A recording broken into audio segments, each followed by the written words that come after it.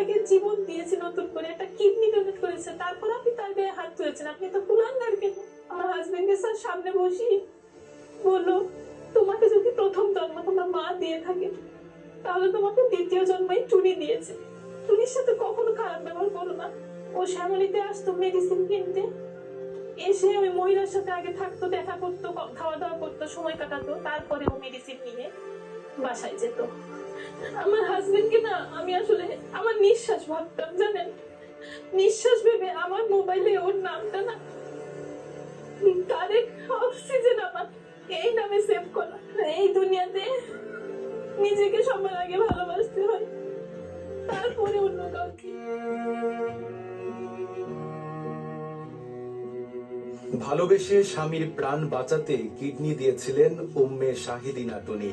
প্রতারক তারেক স্ত্রীর কিডনি নিয়ে সুস্থ হয়েই নিজের খোলস পাল্টে ফেলেন। পরকীয়ায় জড়িয়ে পড়েন এক ডিভোর্সি নারীর সঙ্গে। এক পর্যায়ে যেই নারীর কারণে জীবন ফিরে পেলেন, তাকেই নির্যাতন করতে শুরু করলেন। তারেকের অমানবিক নির্যাতন সইতে না পেরে গত 22 এপ্রিল ঢাকার জুডিশিয়াল ম্যাজিস্ট্রেট আদালতে নারী নির্যাতনের মামলা দায়ের করেন টুনি। 24 এপ্রিল সেই মামলায় গ্রেপ্তার হন তারেক। এরপর গত 4 জুন জামিনে মুক্ত হয়েই পরকীয়া প্রেমিকার সঙ্গে উঠেছেন তিনি। এদিকে নিজের কিডনি, স্বামী দুটো হারিয়েই মানসিকভাবে ভেঙে পড়েছেন টুনি। তিনি চান না তার মতো পরিণতি হোক আর কোনো নারীর। 1 বছর 2 বছর যখন হয় আমার বিয়ের বয়স, তখন হঠাৎ করে ও অসুস্থ হয়ে পড়ে। পরে ওকে হসপিটালে নেওয়া হয়, ডাক্তার দেখানো হয়, বিভিন্ন চেক আপ করানো হয়, বিভিন্ন হসপিটালে করানো হয়। তো তখন আর কি ওর রিপোর্ট দেখে ডাক্তার বললো যে দুটো কিডনি ড্যামেজ হয়ে গেছে, খুব দ্রুত 6 মাসের মধ্যে ওর ডায়ালাইসিস করতে হবে, নয়তো অবস্থা অনেক খারাপ হয়ে যাবে। তো তখন হঠাৎ করে ও দিন দিন অসুস্থ হয়ে যেতে থাকে। তো আমি কি করব? ডায়ালাইসিসটা আসলে আমি করাতে চাইনি কখনোই, কারণ ডায়ালাইসিসটা অনেক কষ্ট, এত কষ্ট যে আমি ওকে কষ্ট দিতে চাইনি কখনো। তো ইন্ডিয়ার সিএমসি, ভেলোরের সিএমসি হসপিটালে প্রথমে নিয়ে যাই ওকে। ওখানেই ওর ট্রিটমেন্ট শুরু হয়। ওখান থেকেও সমস্ত চেক আপ করে ডাক্তার বললো যে দুটো কিডনি মিলে 24% কাজ করছে, কিন্তু এই অবস্থায় 10 বছর মেডিসিনের উপরে থাকতে পারবে। ঠিক ওই প্রতিবারের মতো 2019 সালেও আমি যখন যাই ইন্ডিয়াতেও ট্রিটমেন্ট করাতে, তখন ডাক্তার চেক আপ করে বললো যে, হঠাৎ করেই বললো যে ওর মেডিসিনে আর কোনো কাজ হচ্ছে না, এখনই ডায়ালাইসিস করতে হবে অথবা ট্রান্সপ্লান্ট করতে হবে, কোনটা করবো তোমরা আমাকে সিদ্ধান্ত এখনই জানো। সব দিক বিবেচনা করে আমি ওকে ডায়ালাইসিসটা আসলে করাতে চাই না। আমি আসলে কিডনি ট্রান্সপ্লান্টই করাবো, আমাকে তোমাদের হেল্প করতে হবে,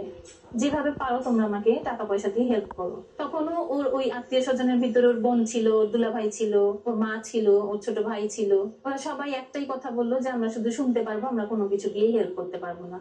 আমাকে ডিটেলসেই বললো যে আমরা কোনো সময় দিয়েও হেল্প করতে পারবো না, টাকা পয়সা দিয়েও হেল্প করতে পারবো না, আর কিডনি তো অসম্ভব, সেটা তো আরো পারবো না। ওই সময় যখন ওর আত্মীয় স্বজন কেউ এগিয়ে এলো না, আমি এত চেষ্টা করলাম, কোনোভাবেই কেউ এগিয়ে এলো না, তখন বাধ্য হলাম, আমি এগিয়ে গেলাম ওর পাশে। পরে আমার এলাকাতেই আমার এক আন্টি, উনি আমাকে ডাক দিল। উনিও ট্রান্সপ্লান্ট করেছিল দিল্লি অ্যাপোলো থেকে, ওনাকে ওনার মেয়ে ডোনেট করেছিল। আমার মাথায় কাজ করলো যে আমার ওকে বাঁচাতেই হবে, সেটা যে কোনো মূল্যেই হোক। আমি কিভাবে বাঁচাতে পারি, আমি ওকে কিডনি দেবো। আমি ওকে বললাম যে তুমি কোনো চিন্তা করো না, আমি তো তোমার পাশে আছি, আমি তোমাকে বাঁচাবো। কিন্তু তখনও আমি জানি না যে আসলে আমি কি করতে পারবো বা কতটুকু। আমি খালি সিদ্ধান্তটাই নিয়েছি যে হ্যাঁ আমি ওকে বাঁচাবো, আমি একটা ওকে কিডনি দেবো।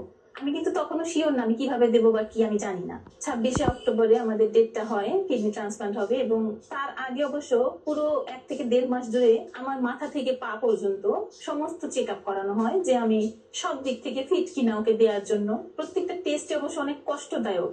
প্রত্যেকটা টেস্টে 2-3টে করে ক্যানুলা পরায়, তারপর যখন মেশিনের ভিতরে বডিটা নেয়, ইনজেকশন পুশ করে, অনেক জ্বালা করে। তারপরও আমি কষ্টটাকে কষ্ট মনে করিনি। আমি ভেবেছি আমার এই কষ্টের বিনিময়ে যেন আমার হাজবেন্ড নতুন জীবনটা ফিরে পায়, বেঁচে থাকে, আমাদের সামনে, চোখের সামনে থাকে। আমার ছেলেটা যাতে বাবা বলে ডাকতে পারে, আমার ছেলেটা যাতে বাবার নামের আগে মৃত শব্দটা লিখতে না হয়।